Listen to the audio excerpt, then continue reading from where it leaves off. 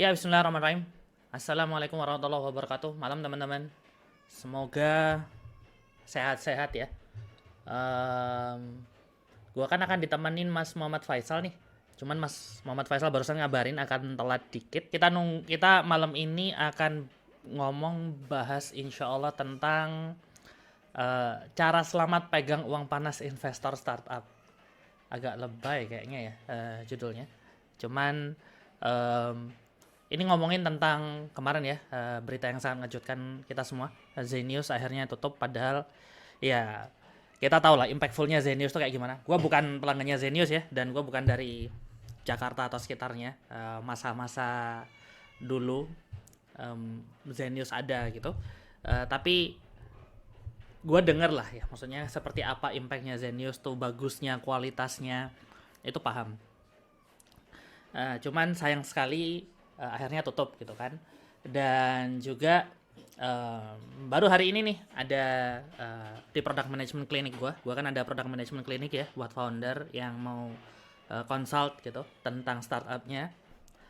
Em, ada startup yang dapat pre-seed atau seed investment lah ya, jadi dapat investment pertama dan angkanya nggak bisa dibilang gede tapi ya nggak kecil juga sebenarnya gitu ya. Sayangnya em, akhirnya ya tidak terjadi gitu, maksudnya apa yang diharapkan tidak terjadi dalam artian expect-nya untuk bisa raise fund lagi seri selanjutnya gitu ya.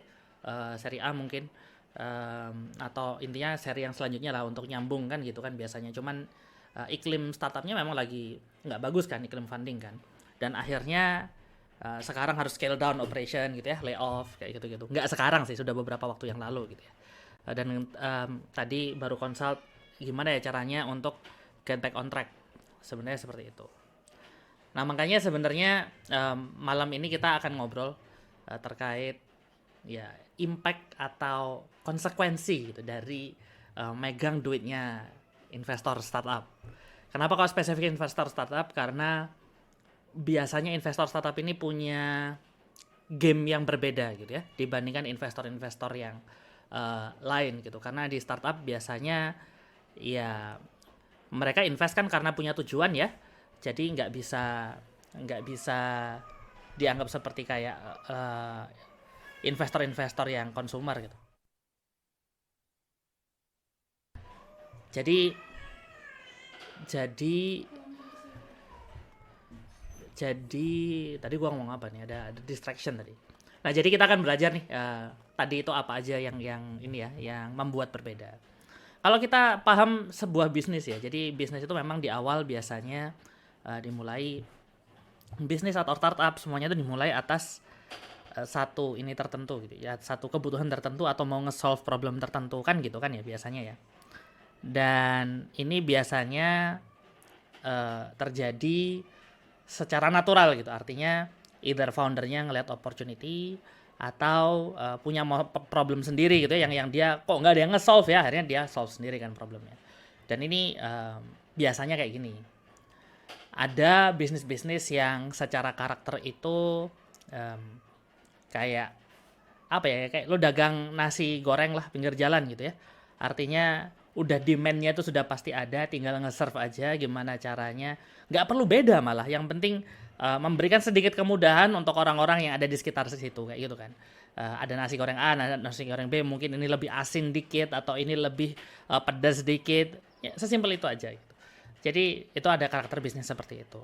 Tapi kalau kita ngomong startup, biasanya startup ini dipakai untuk ngobrolin, untuk ngebahas, untuk menyebut sebuah company yang punya tujuan itu dominasi biasanya. Nah ini Mas Muhammad Faisal udah datang. Gue selesaiin dulu ya Mas Faisal. Jadi Oke, oke Mas Brian. Jadi biasanya kan untuk dominasi ya, kayak kalau kita tahu semua Facebook lah, Google, YouTube, em, yang terkenal Canva, yang zaman sekarang linear lah, sebutlah sekarang ya semua startup teknologi terutama itu biasanya ngejar dominasi gitu. Jadi penguasaan pasar. Kenapa kok penguasaan pasar? Karena memang sebenarnya ya duitnya itu hanya bisa dibikin kalau gamenya game startup ya. duitnya itu hanya bisa dibikin setelah menguasai pasar.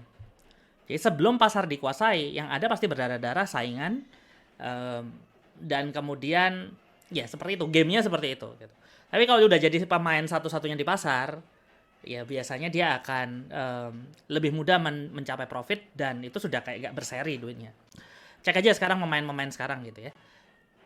Kayak yang lain-lain, kayak Facebook, dia penguasa pasar kan. Semua grupnya seperti itu, WhatsApp, grupnya Facebook, Instagram seperti itu, TikTok juga penguasa pasar, YouTube juga, Google in a way ya gitu ya. Jadi hampir semua yang lokal-lokal juga seperti itu, yang sudah settle ya. Tapi yang belum ya lu lihat sendiri kan gitu kan. Jadi kayak even kayak Tokopedia masih punya saingan, Shopee, ada kemudian yang lain kayak apa ya, yang lokal sini Traveloka, ada tiket kayak gitu-gitu. Perusahaannya survive, bagus, jalan, yes. Tapi kalau dilihat dia gede banget dan kemudian berkembang pesat, no, karena memang ada kompetitor masih. Dan ya gamenya startup kan seperti itu. Nah problemnya adalah untuk membesar gitu gedenya dalam waktu yang singkat. Ini mind you ya, bahwa kita ngomong perusahaan yang umurnya itu biasanya kurang dari 20 tahun kan. Ya kayak 10 tahun tuh udah gede, 20 tahun tuh udah mulai menguasai lah. Padahal kita ngeliat perusahaan-perusahaan lain itu udah puluhan tahun umurnya, kayak ya perusahaan-perusahaan tipe lama lah ya, perusahaan konstruksi lah apa segala macam, yang perusahaan-perusahaan yang umurnya udah 20 di atas 20 tahun. Itu mungkin tidak menguasai pasar. Yang ada menguasai pasar kayak Indomie gitu ya. Itu kan umurnya udah nggak tahu tuh 30 tahun lebih kan sebenarnya mereka. 40 tahun lebih malah sudah. Gitu. Jadi atau 50 ya sudah. Jadi itu loh karakter-karakter kalau perusahaan zaman dulu atau yang original itu seperti itu. Itu pun butuh investor, apalagi kalau kita ngomongnya startup yang ngelihat kebutuhan dengan cepat, harus evolve, harus grow, ya maka butuh duitnya investor kalau gamenya seperti itu. Nah makanya jadi kita akan bahas nih sedikit tentang ini. Kalau dari point of view gue, sharing dikit ya pengalaman gue pernah bikin startup, gue pernah dapat seed funding, nggak banyak, kecil banget karena ini kayak kita ngomongnya 12 tahun yang lalu lah. Jadi udah belasan tahun yang lalu. Jadi sempat lah ngerasain. Jadi masuk akselerator, punya mentor, punya network investor, pitch, dapat seed funding, ngurusin berapa ini ya, share, perjanjian share-nya lah segala macam kayak gitu-gitu. Sempat lah walaupun nggak jauh gitu. Dan sebenarnya waktu itu dibilang perusahaannya tidak gagal gitu. Dalam arti kalau misalnya mau diterusin itu bisa terus jalan gitu. Cuman gue aja yang bosen, artinya gue ngerasa tidak grow di sana, makanya gue switch, akhirnya pindah dan ngerjain yang lain kayak gitu. Dan itu pun kita ngerjainnya juga udah 3 tahun. Kalau startup 3 tahun itu udah lumayan lama ya. Nah background gue seperti itu, dan akhirnya gue switch jadi profesional. Gue ngelihat, gue join mulai dari company yang early stage, seri A, kemudian seri B, menuju seri B gitu ya, kemudian menuju IPO. Itu yang very early stage, yang lokal, internasional, itu sudah sempat gue alami. Jadi insya Allah punya pengalaman, dan ya karena memang basic default gue bukan orang teknologi dan bukan orang inilah, bukan orang kayak engineer gitu. Jadi background gue kan memang orang yang berbisnis dulu, dari awal gue berbisnis, gue dagang. Jadi ya mungkin lebih dekat ke dunia bisnis daripada ke dunia teknologi. Tapi memang dari dulu bisnis gue dipilih di bidang teknologi anyway. Nah itu pengalaman gue gitu. Jadi kita akan bahas, ngobrol tentang kenapa sih kok bisa bangkrut, gimana caranya supaya tidak bangkrut, dan apa saja yang menjadi buntut dari nerima duit investor. Gitu kira-kira ya. Kalau teman-teman ada yang mau share, ada yang mau nanya, ada yang mau ini, silakan. Nah monggo Mas Faisal. Lu kenalan dulu dong Mas, supaya yang lain kenal juga. Iya, Mas. Mungkin ya sekarang gue kenalan dulu deh ya. Perkenalkan, nama gue Muhammad Faisal Aziz. Sekarang justru gue kebalikannya Mas Brian nih. Jadi gue mulai karir di startup yang udah mature. Terus habis itu gue join ke startup yang baru dapat funding, baru dapat seed funding. Kebetulan industrinya sama kayak industrinya Zenius kebetulan nih, attack juga. Jadi kita head to head lah sama Zenius. Terus habis itu udah bantuin sampai dapat funding ke series A dan hampir dapat series B meskipun kalau nggak salah ada kendala ketika mau naik ke series B karena ada isu internasional gitu. Terus gue pindah ke fintech yang baru dapat seed funding. Terus gue bantuin lagi sampai dapat series A. Terus sekarang kayak gue mau coba tantangan baru. Jadi gue tahun lalu itu join accelerator program dari salah satu venture capital dan gue malah ketemu tim di sana. Cuman satu Dan kan di Indonesia, lu meskipun sebut kita aja lah nggak dapat, namanya nggak apa-apa. oh ya, gue dapat, gue ikutan Antler, tapi sayangnya nggak dapat funding. Tapi di situ gue dapat teman-teman yang bantuin gue untuk jadi founder sih situ. Dan sekarang gue masih running bisnis, bisnisnya brick to mortar sebenarnya, bisnis tradisional banget. Bisnisnya apa, Mas? Tapi bisnisnya construction sama interior design. Itu kan bisnis tradisional banget ya, Mas Julian. Nggak perlu ditekin sebenarnya. Tapi kita bakal ngarah ke yang ke arah teknologinya juga. Jadi ke depannya bakal ada pertama marketplace untuk jual untuk booking desain interior. Yang nextnya habis itu lebih ke project management untuk interior design sama renovasi. I see, lo nge-build marketplace lah ya Gitu untuk sih. interior designer lah sama renovasi kan. Yes. Pertama-tama mulai dari kitanya dulu sebenarnya karena backgroundku sama co-founder itu backgroundnya co-founderku itu orang arsitek, dosen arsitek kebetulan. Oke, sip. Gitu Mas. Mas, yuk kita discuss mulai tentang gimana selamat ya. Nah ini karena lo udah punya bisnis sendiri kan, dan lo ini yang bikin gua tanya sih. Kalau ngelihat dari ini lo kan sebenarnya ini ya karakternya karena lo mau bikin platform, logical approach adalah lo mau jadi ini kan market dominance kan harusnya kan ya. Betul. Jalannya lo mau ngambil jalan funding atau gimana? Jalan sustain. Yang mana yang mau dipilih? Ini ya biasanya teman-teman ada pilihan ini nih pasti nih. Kalau lo ingat Sabtu kemarin gua ngobrol sama Mas Bima ganti baju tees gitu ya. Itu juga pakai investor tapi di tengah jalan mereka switch. Jadi awalnya mau market dominance, belakangan maunya sustain. Gitu. Nah, lu gimana, Mas? Nah, kalau gue kepikirannya pertama kita coba sustain dulu aja. Ini running 1-2 tahun dulu. Yang penting bisa nutup operasionalnya kita dulu nih. Nextnya kalau kita udah growing lebih besar sama mau ke market yang lebih besar, mungkin kita akan raise funding. Tapi itu kalau kita mau ngembangin tech-nya lebih lanjut. Kalau nggak mau ngembangin tech-nya secara lebih lanjut, ya kita akan tetap jalan dengan yang kita sekarang sih, Mas. Bahkan marketingnya juga kita bakal pakai channel ke teman-teman aja sebenarnya. Kan kebetulan kami ada channel ke developer juga sama channel ke agen properti. Nah, itu kan bakal jadi point of sales untuk mereka jual rumah, tapi bisa kita bundling, kita ngasih jasa ke mereka untuk jasa interior design sama renovasinya. Jadi untuk sementara kita belum akan pakai visi dulu sih. Meskipun kita ngajar market dominance, tapi kita pakai approach lain. Ya. Nah, Mas, kita ini ya. Lo sempat di industri edtech juga kan? Edtech lo apa? Persis kayak Zenius. Pahamify. Oh, lo di Pahamify. Pahamify close juga kan ya? Kalau nggak salah ya? Pahamify belum close, Mas. Oh ya? Masih ada, tapi jumlah karyawannya tinggal dikit. I see, nge-scale down ya?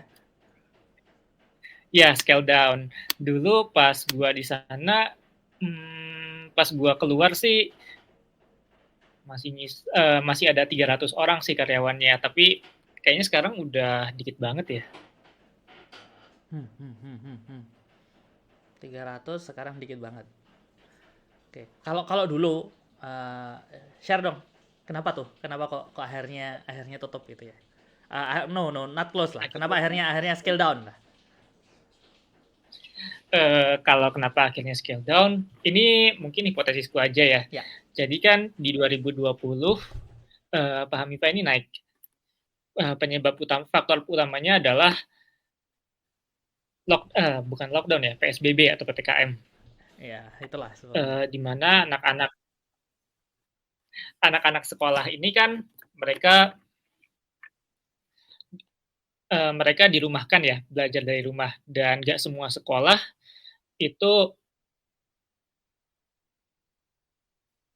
punya infrastruktur untuk belajar secara online. Nah, di sini kita daftarin murid-muridnya di PAHMIFY. Sekaligus kita reach juga siswa-siswa gitu ya untuk belajar di PAHMIFY dengan beberapa cara. Yang pertama itu live class. Kita bikin live class secara reguler. Yang kedua itu ada exercise platform. Exercise platform ini ya kurang lebih kayak bank soal, tryout, dan simulasi ujian. Itu learning-nya. Jadi bisa jadi suplemen dari pelajaran. Nah, kenapa sekarang, mungkin gue jelasin dulu ya dari perkembangannya sampai di 2021 ini, di 2021 itu PAHMIFA itu bisa dapat 1 juta user. Dan monthly active user-nya bisa sampai ratusan ribu. Itu karena semuanya masih secara online. Nah, di pertengahan 2021 kan udah ada beberapa sekolah yang masuk lagi ya ke sekolah yang menerapkan udah pembelajaran tatap muka, terutama setelah vaksin. Itu jadinya anak-anak ini udah ngerasa nggak perlu belajar secara online lagi karena udah ada offline. Sehingga penggunaan PAHMIFY itu dari sebelumnya ngegantiin sekolah menjadi cuma suplemen, cuma tempat buat berlatih atau berlatih doang gitu. Jadinya kelihatan banget ini turun banget dari sisi numbers of usernya, dan secara efeknya pasti revenue-nya turun juga. Dan ternyata emang edtech ini nggak sebesar yang kita kira gitu, terutama K-12 atau yang mengincar segmen anak-anak sekolahan gitu. Nah, mungkin ini sedikit tambahan nih, Mas Brian sama teman-teman di sini. Salah satu penyebab tambahannya, kenapa edtech ini agak turun, kita tahu kalau di konsumen anak-anak sekolahan ini yang membayar untuk biaya belajarnya itu kebanyakan bukan dari uang jajan mereka. Karena harga belajar edtech selama setahun itu relatif tinggi untuk dijangkau oleh anak-anak sekolahan. Nah, yang jadi pembayarnya itu adalah orang tuanya. Orang tuanya ngerasa udah cukup dengan sekolah. Kalaupun dia bimbelnya offline. Inilah yang menyebabkan edtech banyak tutup. Itu sih.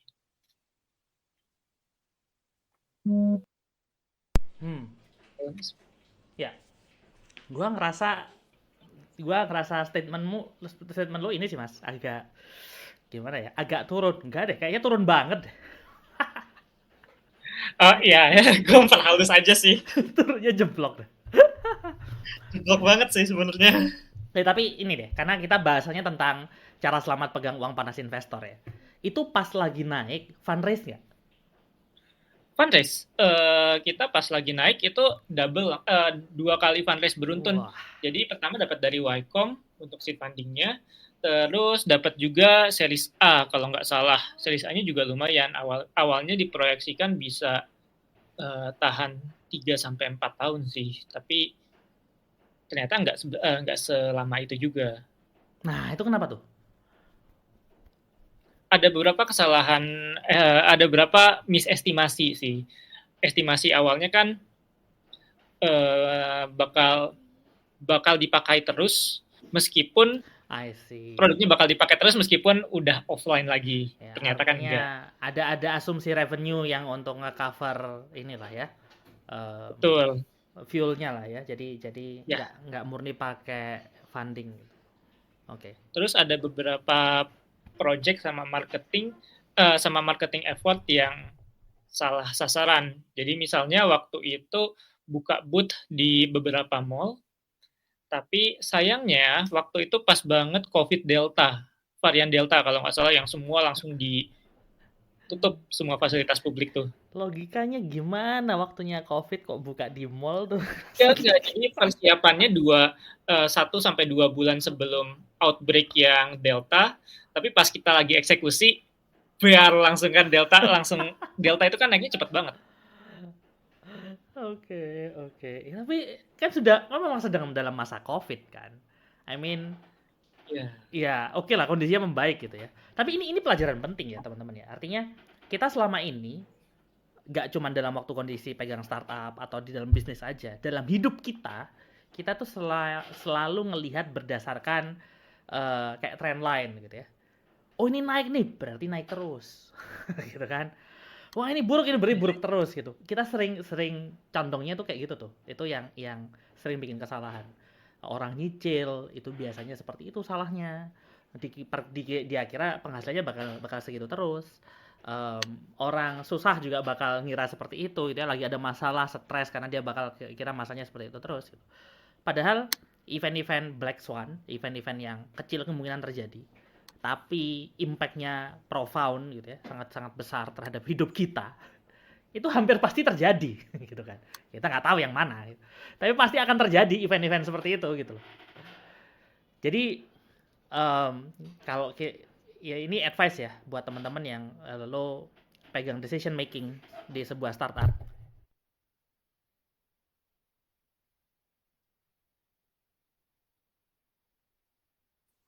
Lo pegang Iya. decision making di sebuah startup, terus habis itu lo apa ya, ngurusin karir lo sendiri gitu ya, dalam bekerja, memperkirakan penghasilan, cicilan, lo benar-benar perlu aware gitu bahwa tidak selamanya yang lo lakukan itu bakalan terjadi terus. Lo harus benar-benar ready gitu ya, atas sesuatu yang memporandakan semuanya, both in a positive way and negative way gitu. Kayak tadi ya, COVID gitu berantakan semua tapi ada opportunity juga tidak bertahan selamanya kan gitu kan, akan ada negatif. Kayak sekarang nih lagi susah gitu ya, Fanny segala macam, itu juga tidak akan bertahan seterusnya. Jadi itu yang harus selalu kita ingat sih, artinya ya sabar, itu roda akan muter gitu. Nah itu yang sering kita tuh lupa dan kita memperkirakannya terjadi selamanya. Itu yang jadi penyakit sih. Dan nggak salah ya kalau dilihat secara hitung-hitungan untuk cari investor itu nggak salah. Karena dengan seperti itu bisa dapat investment yang bagus ya. Tapi untuk setelah dapat ya lo prakteknya harus bener-bener hati-hati sih.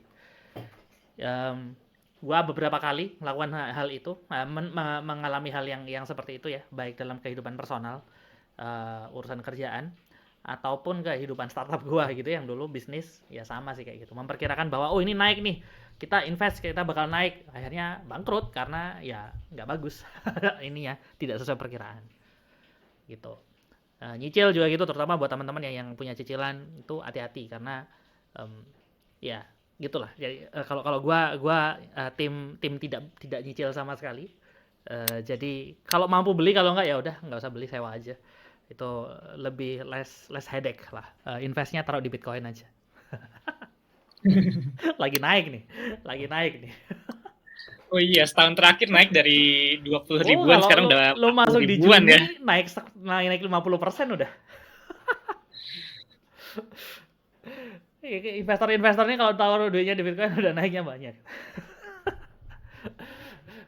But anyway, Mas, pengalaman gue ya, kalau gue ngeliat ada ini ya, ada perbedaan nih saat lo sebelum diinvest dan setelah diinvest. Nah, lo ngalamin nggak? Lo pernah nggak sih ada di bisnis yang sebelum diinvest dan setelah diinvest? Kelihatan ngalami bedanya nggak sih? Kelihatan banget. Tekanannya jadi beda. Nah, itu.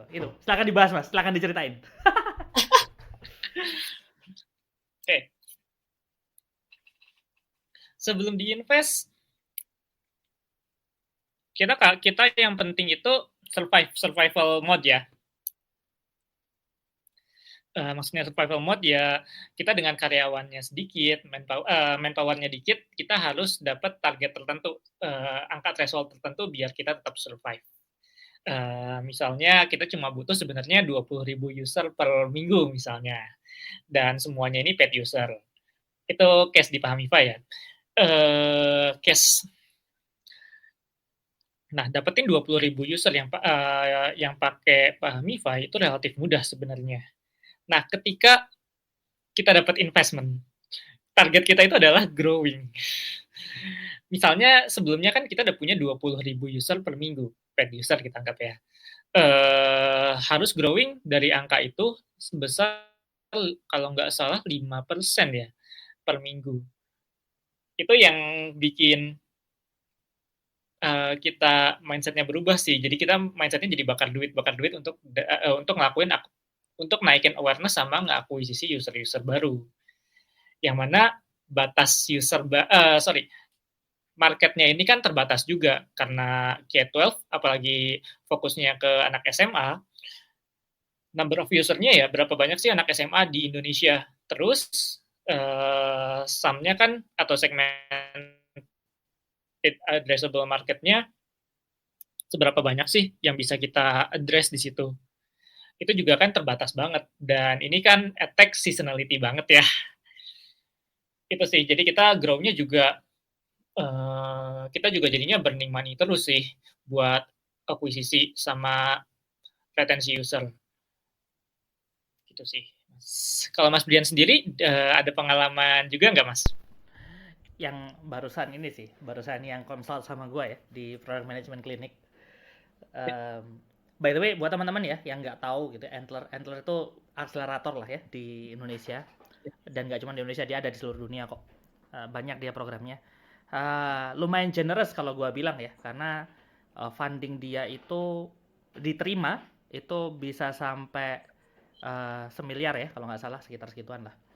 Itu Ya, bersihnya dapat 1 miliar. Bersihnya 1 miliar. Harusnya lebih dari itu, tapi kan dipakai untuk biaya program ya. Jadi bersihnya dapat sekitar 1 miliar lah, 1 miliar lebih dikit mungkin. Itu ambil berapa persen tuh Mas?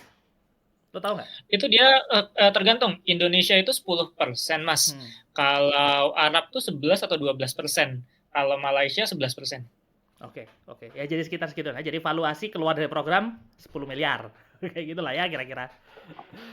Enggak Mas, valuasinya 1,2 M berarti 1,2 juta dolar berarti sekitar hampir 2 M. 17 miliar. 18.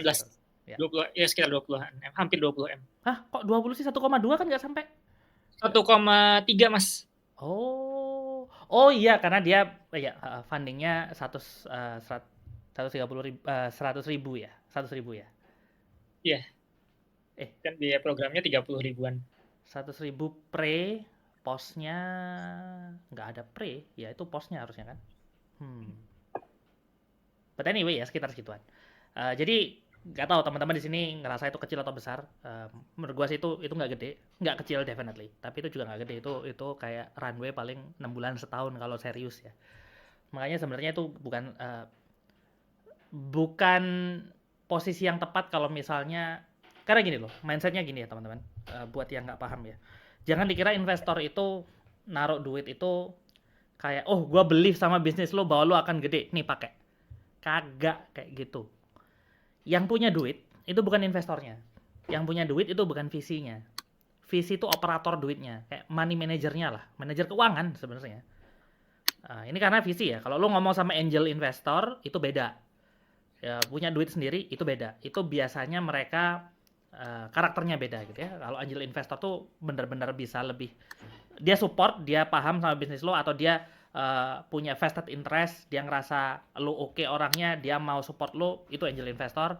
Duit dia sendiri dia pakai untuk invest di lo. Itu bukan uang panas lah, dalam artian tuntutan biasanya relatively lebih kecil dan lebih ringan. Nah tapi kalau kita ngomong tentang visi,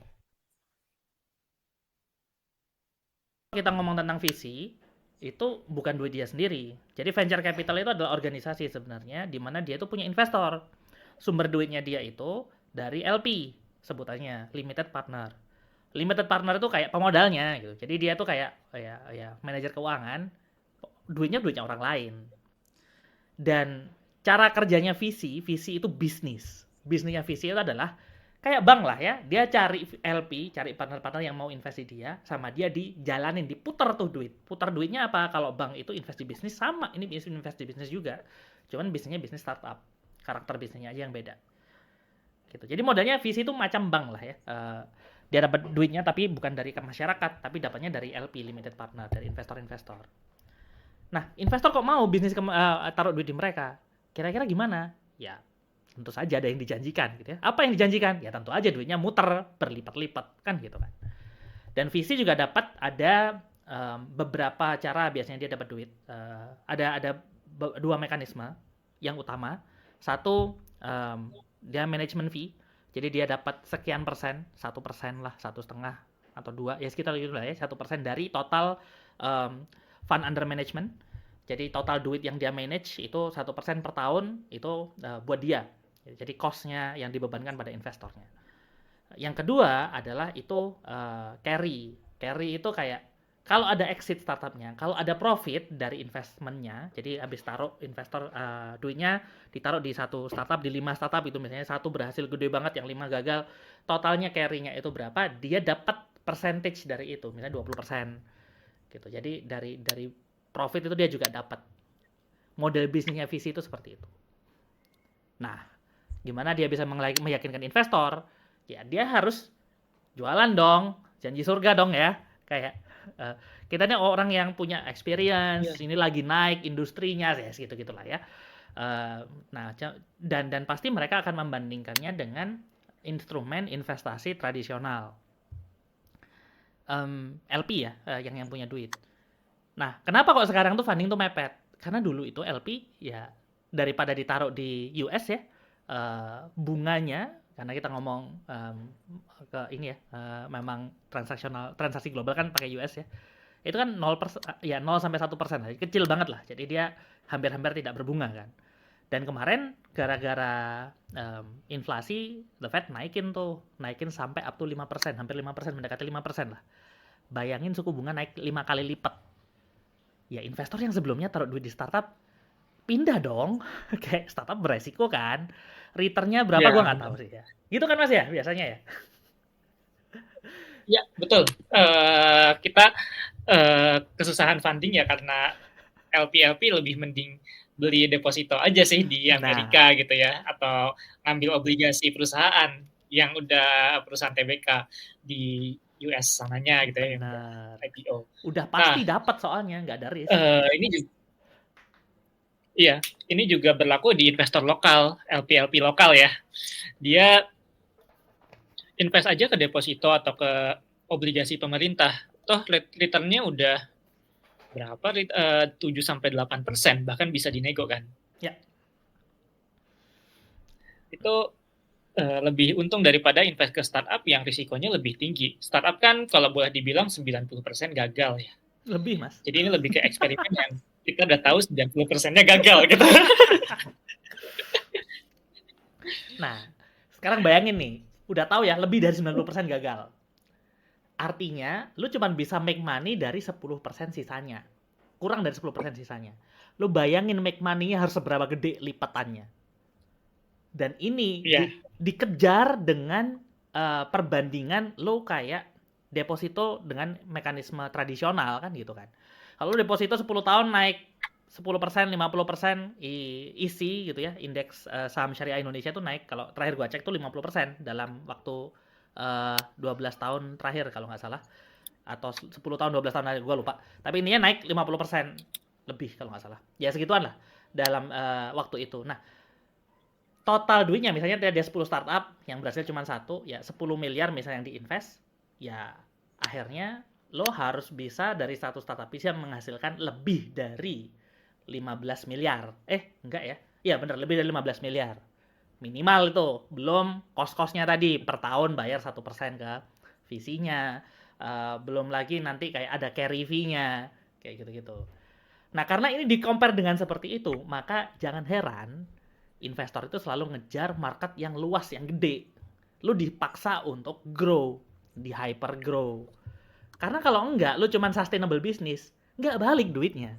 Gamenya investor tuh jual beli bisnis. Jual beli bisnis itu yang digedein valuasinya, bukan cash flow-nya. Ya memang cash flow kadang bisa jadi valuasi, tapi segede apapun cash flow lu tidak akan bisa membesar sebelum company lu gede, kan gitu kan. Ibaratnya mobil kalau mesinnya kecil, ya powernya segitu-segitu aja. Supaya gede, ya lo harus build yang gede dulu, pabriknya tuh harus gede, baru ada potensi untuk cash flow-nya gede, ada potensi bangkrut. Kayak gitu kan. Tapi investment memang karakternya kan seperti itu kan. Gitu. Kayak misalnya lu punya toko 1 sama lu punya toko 100. Ya lebih kompleks, lebih berat, cost-nya lebih besar definitely, tapi potensi untuk mendapatkan income dan cash flow-nya itu lebih besar. Nah, itu yang terjadi di dunia startup gitu. Jadi kalau lu kenapa apa hubungannya antara suku bunga bank dengan startup? Ya kayak gini gitu ya. Gitu. Jadi semoga lebih paham ya, gamenya startup tuh memang dipaksa grow karena ya lu balapan. Balapan karena investor kasih duit itu bukan kayak gua trust gitu. VC terutama ya, yang bukan duitnya sendiri ya. Tapi investor tuh kayak kasih duit karena gua pingin bertaruh ke lu dan gua yakin lu bisa grow dengan cepat dan return gede. Kayak gitu kan sebenarnya kan. Betul. Gitu. Jadi ya itu yang terjadi akhirnya seperti itu. Nah, tadi yang di product management clinic itu dia sharing bahwa karena akhirnya dipaksa untuk grow, Mas. Case-nya mirip lah kayak yang lu bilang tadi gitu. Instead of focusing ke core user yang benar-benar sudah PMF, karena targetnya itu adalah grow, maka yang terjadi adalah dia develop banyak produk baru nih, sites yang sayang sekali ya cara developnya salah gitu ya. Tapi even if benar itu tetap termasuk bet ya atau taruhan ya. Artinya ya kita nggak tahu kan PMF kan belum dapat dan memang akan ada proses menuju PMF kan. Tuh. Mas, mau tanya kalau untuk kondisi kayak gitu nih, kan dia bikin produk baru ya, bikin produk atau bisnis lain baru. Sebelum bikin itu, apakah sudah ada research dulu kah atau gimana kondisinya? Misalnya research-nya ini lihat target marketnya, kecenderungannya seperti apa, problemnya apa, terus kita bisa tap in-nya kayak gimana, atau bahkan ngecek juga dari sisi revenue model sama bisnis modelnya, apakah dia berat secara capital, atau operasionalnya heavy, atau misalnya operasionalnya heavy tapi dapat duitnya juga masih ada gross profit marginnya lumayan tebal juga, atau kayak gimana nih? Tadi awal-awal yang lu tanyain gimana? Apakah udah ada analisis ke usernya? Yang kedua, economics-nya udah dihitung atau belum? Ini yang lu tanya ini ya, yang gua yang tadi ya, yang konsult yang tadi produk ya. lain baru itu. Nah, yang menarik gini. Jadi kesalahannya adalah satu, produk lain barunya itu tidak di-develop menurut praktek produk yang benar. Dalam artian lo ngobrol sama user, cari pain point di mana, adjacent marketnya seperti apa, ngedevelop produk untuk adjacent market atau ngedevelop produk yang dibutuhkan dengan kebutuhan yang berbeda untuk segmen market yang sama kayak gitu-gitu ya. Harusnya kan seperti itu ngobrol sama user kan. Ini enggak. Ya lo tau lah ya, kalau misalnya lo dapat duit banyak di push grow kencang, akhirnya yang lo lakukan apa? Kadang kita pusing nih terus habis itu ngelihat kita ngelihat yang ada di US sana yang udah gede itu dia punya apa aja, nah niru. Jadi problem space bypass banget ya. Bener. Jadi langsung copy paste aja. Itu salah itu makanya. Jadi akhirnya dia ngedevelop sesuatu yang belum tentu dibutuhkan kan gitu kan, karena yang didevelop di sana kan bukan problemnya tapi solusinya kan. Yang tadi gua juga udah sampaikan itu adalah problem space itu mungkin mirip ya di semua di berbagai tempat tuh mirip. Kalau di US punya problem ini, Indonesia punya, Jepang punya, hampir semua tempat punya. Yang berbeda itu adalah solutionnya. How to address the problem itu definitely tiap market itu beda. Jadi even if problemnya itu sama, how to develop the solution itu beda. Nah kalau lu cuma niru solutionnya, definitely pasti akan salah, pasti akan berantakan. Gitu. Apalagi tuh marketnya di luar. Kalau lu niru solusi yang market yang sama dengan lu, ya lu udah keduluan orang kan, dan lu akan jadi ngekor terus kan, nggak akan menang di depan kan gitu kan. Jadi ya intinya kalau misalnya ada punya masalah gitu atau lu mau grow, lu go to your customer. Harus seperti itu sih. Itu Mas. Jadi ya gitulah. Artinya grow, user base tumbuh gitu ya. Iya, benar. Engagement tumbuh, revenue-nya mentok. Ini yang pernah gue alami juga sih, Mas. Ya, common kok ini, problem ini banyak kok Mas. Jadi banyak yang nggak sadar akhirnya seperti itu, gitu. Dan satu lagi Mas, Gue pernah eh, ngalamin itu juga sih mas.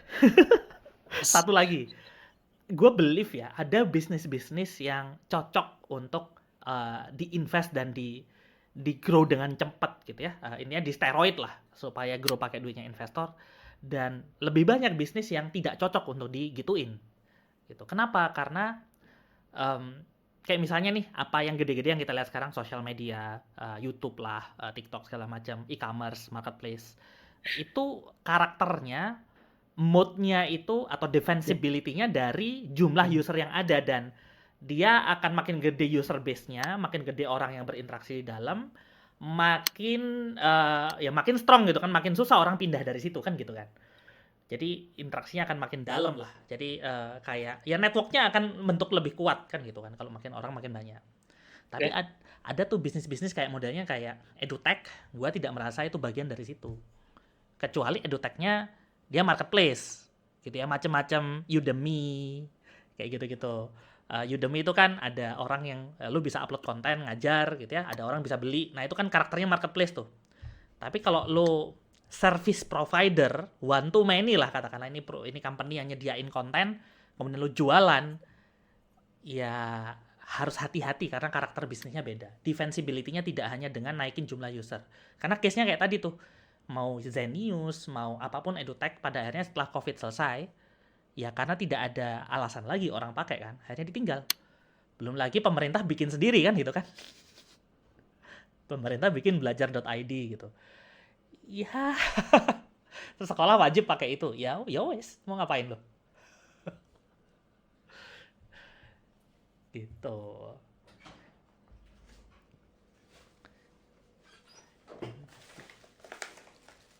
Jadi gitu. Itu sih.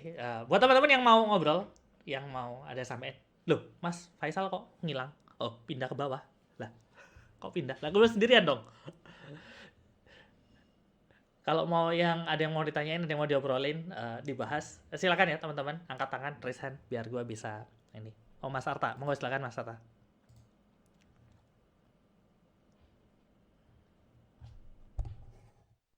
Ya, makasih ya.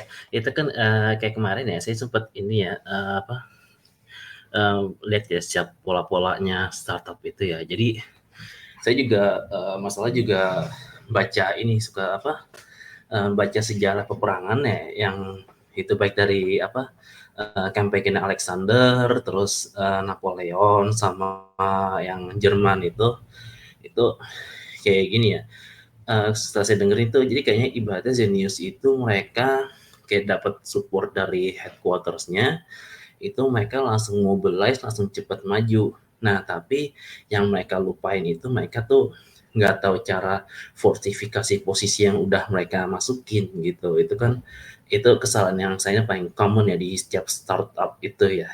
Karena kalau saya tuh lihatnya dari perspektif apa medan pertempuran gitu. Jadi maaf ya mungkin pandangan saya beda itu, cuma ini kan kayak ibaratnya mirip ya dengan apa yang dibahas tadi ya. Jadi salah satu penyebab sinis itu tuh salah satunya tuh overstretch. Jadi dia terlalu apa maju dan supportnya itu mereka nggak bisa keep up sama nggak bisa apa menyiapin fortifikasi untuk mempertahankan bisnisnya tersebut gitu. Jadi kalau saya sih gitu sih kalau saya. Ya, bagus kok Mas Arta ini analoginya ya. Dan gue juga sering kok pakai analogi perang gitu ya. Karena memang masuk banget analogi perang tuh. Ibaratnya ini satu pasukan nih, lo mau nyerang satu kawasan atau satu daerah. Em, Kalau lo punya resource yang terbatas atau pasukan lo terbatas, kayak lo mau menguasai Pulau Jawa gitu misalnya ya. Em, Kalau lo terbatas, lo tidak akan nyerang semua kota di Pulau Jawa barengan kan. Lo pasti serang Jakarta dulu atau Surabaya dulu atau Banyuwangi dulu, yang pinggir-pinggir serang dulu, ujungnya yang tidak di defense dengan bagus lo serang, lo kuasai, perkuat fortify positionnya, baru expand pelan-pelan kan gitu kan. Ya perang kayak gitu gitu kan.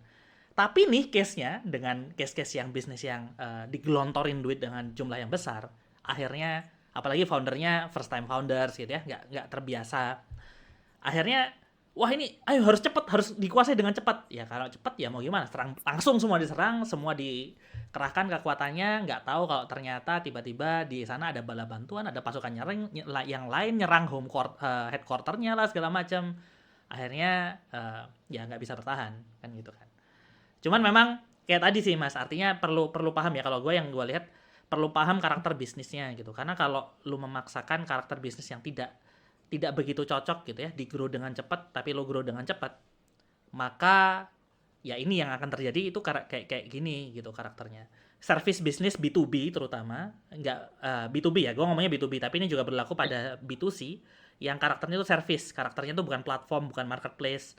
Itu akan kurang cocok kalau misalnya lo terlalu agresif. Contoh yang paling sekarang lagi hot nih, linear. By the way, lagi ada rame-rame tuh antara linear sama apa sih, jasa cap table yang disimpan itu. Tapi itu bahasan yang lain lah ya, di US itu lagi seru lah. Tapi intinya linear tuh kalau lo nggak tahu, kalau lo tahu Jira, linear tuh Jira 2.0 lah. Jadi Jira yang modern, yang lebih enak dipakai, yang lebih bagus gitu. Nah, linear itu duit investornya yang terakhir, investment yang masuk terakhir, yang gue dengar terakhir itu ya, itu belum kepake. Jadi dia orang invest, tapi duitnya kayak belum kepake. Gitu. Kenapa? Karena dia udah profitable.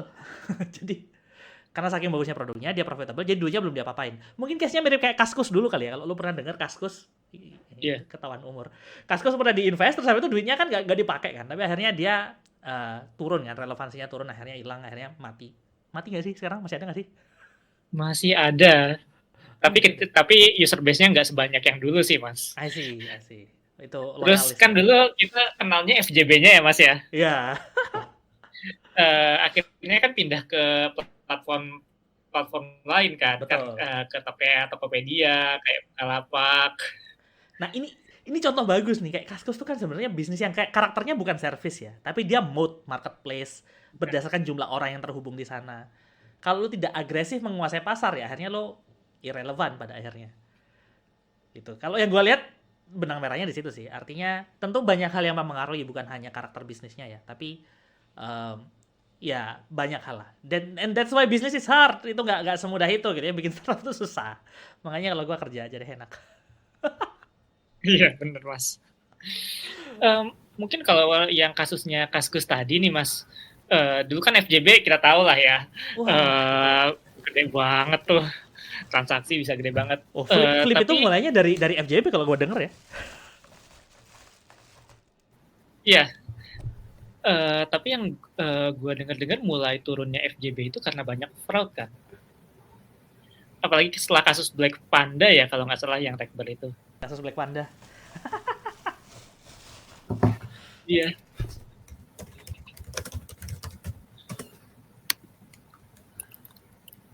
Ini dana rekening bersama ya. Yang penggelapan itu ya, penggelapannya formulir Kaskus 515 juta ya. Forum SJB itu.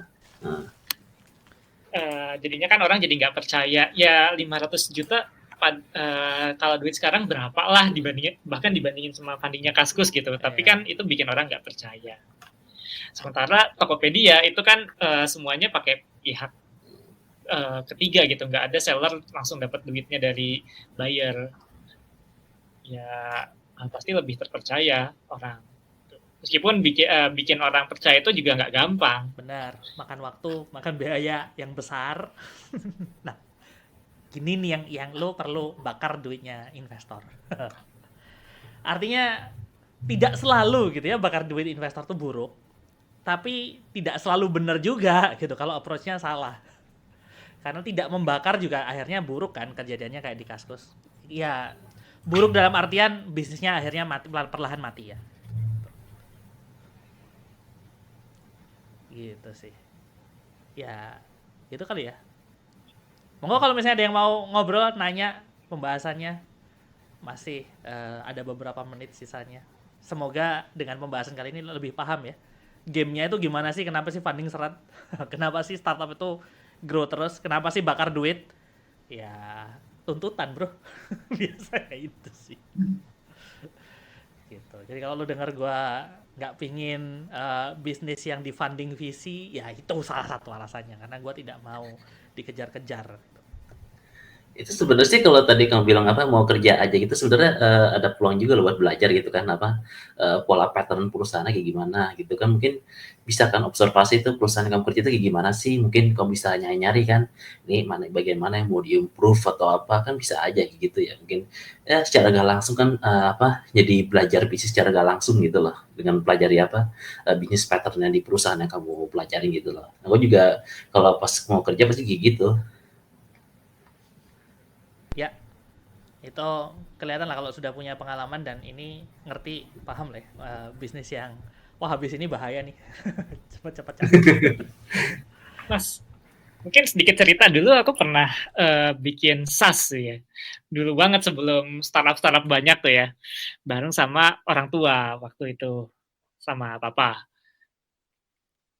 Kalau tahu Niaga Hostel ya kita bikin yang seperti itu. Sustain tanpa duit VC. Tapi ya ketika dibobol hacker, langsung orang-orang kabur semua tuh. Tapi sustain awalnya sampai masih bisa yaitu keuntungan dari biaya hosting orang-orang pelanggan kami itu ya bisa buat hidup keluarga sih gitu. Apa Niaga Hoster? Seperti Niaga Hoster. Oh, gua kira lo yang bikinnya. Seperti dulu hostingannya masih kecil banget tahun 2010 2011 belum banyak startup lah di Indonesia. Tapi emang fokusnya buat bantu hostingan buat lembaga-lembaga pemerintah sama beberapa bisnis kecil. Wah, kalau lo targetnya pemerintah itu mah duitnya sambil tutup mata itu. Iya sih Mas, kecil kurangnya di situ sih. Oke. Monggo Mas Mada join, silakan Mas. Ada yang mau lo. Halo, Assalamualaikum. Salam. Lo di jalan ya ini ya? Iya, lagi di jalan, lagi pulang. Sorry ya, waktu lo Nggak, ke Solo lupa banget gua ngabarin. Lo nggak jadi ke rumah? apa tuh, Mas?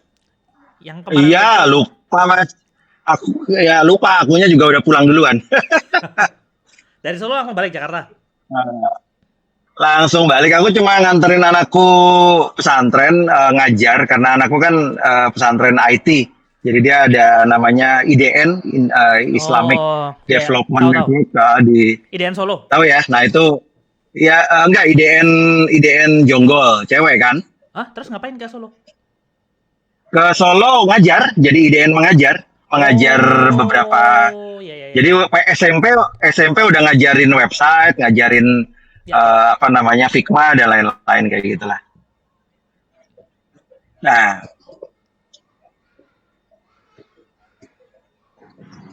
lanjutin Mas, jangan nah doang. anyway. Anyway, nih thank you teman-teman waktunya juga Mas Brian sebagai yang punya room. Kalau saya sih, saya berpartner dengan Mas Brian itu dari tahun 2000 berapa Mas ya? 2012 Mas ya? Enggak, udah 2013. 2010, 2011 lah kali ya? Iya. Nah, ya pokoknya kita udah berjibaku lah membangun produk dan lain-lain itu kan. Nah, kalau ini terkait dengan berita-berita sekarang ya, terkait startup yang pada tumbang. Kalau saya sih pengalaman nggak ada yang tumbang, kita bubar Mas ya. Kalau kita mau bubarkan diri sendiri ya. Iya. Nah, kalau setelah itu saya kan berdiri sendiri dengan teman-teman. Saya jadi meyakini bahwa sebenarnya bisnis itu bukan untuk semua orang. Yang pertama, yang kedua itu juga startup apalagi yang lebih niche itu juga bukan untuk semua orang. Apalagi juga startup yang future gitu, yang yang mungkin teknologinya itu belum ada. Masyarakat harus diedukasi panjang banget itu kan. Itu long game lah gitu. Nah, iya. Pengalaman aku di startup yang aku bangun dan akhirnya aku jual itu adalah justru startup yang sebenarnya dari zaman Nabi sampai sekarang ya begitu-begitu aja bisnisnya gitu. Jadi startup yang saya bangun tuh adalah ayam. Ya, peternakan ayam, rumah potong ayam gitu kan. Jadi kita hanya menambahkan sedikit bagaimana tracking antara pembelian yang ada di masyarakat sampai ke rumah potong ayam. Seperti itu aja, dan itu simpel kan. Yang real time gitu kan, berapa dipotong, berapa yang diproduksi, sesimpel itu, supaya tidak ada nggak ada namanya isu wah nih harga ayam naik karena supply-nya rendah gitu, nggak ada kayak gitu. Nah akhirnya teknologi ini bagus gitu kan, dan kita punya demand dan juga traction yang bagus. Yang akhirnya di tahun lalu kita jualnya juga kebenaran gitu, kebetulan gitu ya, kebetulannya karena kita punya utang kepada supplier sekian puluh miliar dan dapat tawaran. Iya Mas, jadi waktu itu kan pandemi ya, kita juga masuk salah satu ekosistem yang isu nasional gitu kan, ada beritanya sangat santer lah di nasional. Terus akhirnya kita punya utang sekian puluh miliar kepada supplier dan peternakan. Gitu. Nah, untuk lolos dari hutang, jadi kita jual pure semuanya 100% kepada BUMN, ke Berdikari. Jadi rumah potong ayamnya aku sekarang dimiliki oleh Berdikari. Sekarang kita cuma managed service ya seperti orang-orangnya masih punya orang kita. Bagaimana pengelolaannya? Ya kenapa? Kayak vendor kan lo jadinya kan? Iya, itu lebih enak banget itu kan, karena nggak ada resiko, nggak ada apa gitu kan, dan tutup mata dan dibayar gitu kan, dan juga kita dibelinya itu angkanya fantastis kayak gitu sih. Nah, mungkin teman-teman coba kalau yang memang mau punya startup tapi nggak mau terlalu jelimet gitu ya, coba cari startup atau cari bisnis yang dari zaman Nabi nggak berubah lah gitu. Ya kalau rumah potong ayam ya potong ayam ya nggak pernah ayamnya kakinya 4 kan gitu kan. Yang dimakan juga pasti ayam ya dagingnya gitu, dagingnya dan lain-lain ya gitu. Seperti itu sih. Ya. Itu sih yang aku bisa sharing ya. Thank you Mas Mada. Ya. Monggo Mas Fatah, silakan Mas Fatah. Ngantri di belakang Mas Fatah ada Mbak Cantik. Ini gue namanya cantik Intan ini. Insyaallah udah nyambung ya Mas ya? Sudah, monggo Mas Fatah. Oh, insyaallah. Ini kisah Mas Mada ini menarik ini. Insyaallah. Itu nggak ada apa-apanya berarti ya, insyaallah. Cuman kita gini Mas, berkaca dari Zenius, sebetulnya kan memang produknya memang belum fit berarti kan ya, marketnya belum fit juga kan, terus banyak panjang lah ya. Saya baca di beberapa ini juga mereka kan banyak yang nggak sustain kan. Betul, produk yang baru. Kalau memang kita produk yang baru ya. Iya, produk yang baru. Yang lama betul. Bagus, udah fit. Cuman karena dia dituntut untuk grow, dia create banyak produk baru dan itu yang nggak fit. Oh, oke. So kalau kita udah tahu market ini fit, Mas, apa yang memang harus kita lakukan sih untuk ya setidaknya tetap terus grow walaupun ya dikit-dikit lah istilahnya. Kalau udah mentok jangan inovasi Mas. Oh, Kalau saya mah ini diperkuat dulu aja itu, di strengthen aja apa yang udah punya gitu, diperkuat dulu aja. Saya termasuk paham yang menolak bahwa kan ada tuh kata-kata bahwa inovasi atau mati gitu ya. Kalau saya adalah ya kalau udah sustain ya sudah, kita grow di sustain aja. Oh, sih. Boleh nambahin nggak? Sebenarnya inovasi itu nggak salah kalau misalnya risikonya bisa kita ukur. Ya, misalnya gini, kita udah tahu nih marketnya, kita mau bikin inovasi baru nih, misalnya produk pakan baru buat lele misalnya, yang bisa bikin lelenya beratnya naik 3 kilo misalnya ya, peternakan. Nah, kita tahu, terus kita bisa nge-scale up itu dan kita tahu marketnya. Itu bakal bagus banget sih kalau kita udah ke risikonya kita udah know gitu. Nah, Tapi kalau kita nggak tahu risikonya apa yang mungkin terjadi, marketnya sebesar apa, kayaknya lebih baik kita agak mundur aja sih, masukin itu ke prioritas yang Betul Mas. nah ini gua Malah saya kalau udah malah kalau saya mikirnya adalah kalau udah sustain Mas, saatnya ibadah yang banyak Mas.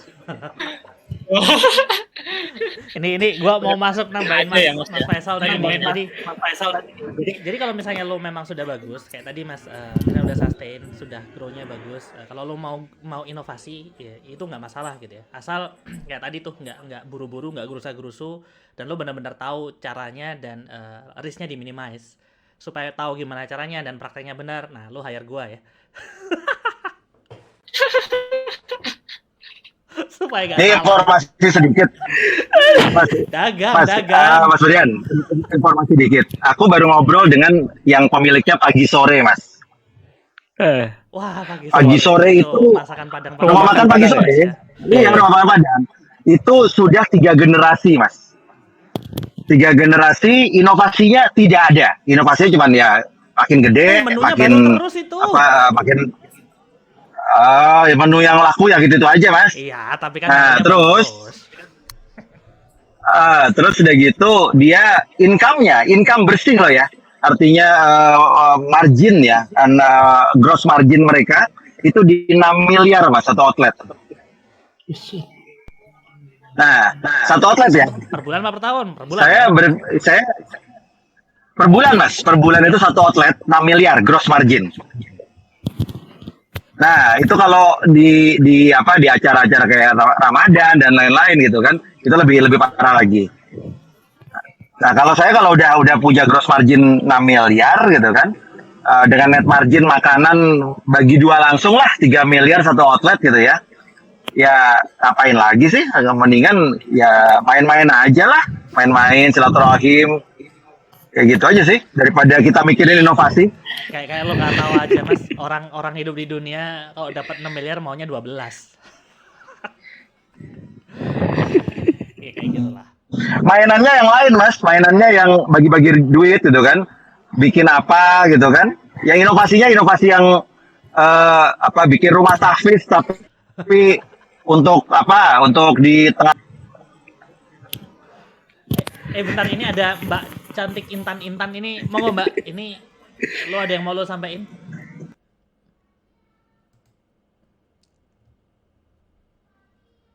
Cantik Intan Ancol apa nih? Tidak ada? Oke, tidak ada ya. Iya. Iya, monggo. Apa Mas? Lo ada yang mau lo sampein nggak? Kan lo tadi angkat tangan. Iya, saya.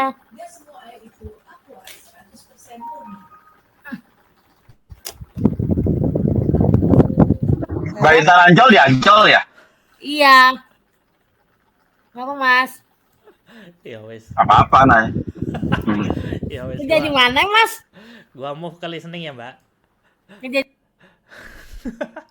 Ini udah malam nih. Sorry banget teman-teman. Sudah jam 21.05. Thank you banget. Saatnya ini Mas ya. Kumpul keluarga. Ya, waktunya istirahat. Thank you banget atas waktunya. Ngobrolnya lumayan seru nih hari ini. Ada banyak nih yang ikutan ngomong. Semoga memberi informasi gimana caranya industri startup itu bekerja, visi itu kayak gimana, kenapa kok lo dikejar-kejar kayak gitu-gitu, dan lo bisa mengambil sikap lebih baik lah ke depannya. Makasih banyak Mas Arta, Mas Muhammad Faisal, Mas Mada, Mas Fatah, dan teman-teman yang udah dengerin. Kita tutup ya. Sampai ketemu hari Sabtu insyaallah. Sabtu tuh gua nanti siapa ya? Gua lupa. Adalah Sabtu ini tamunya spesial insyaallah. Terima kasih. Assalamualaikum warahmatullahi wabarakatuh.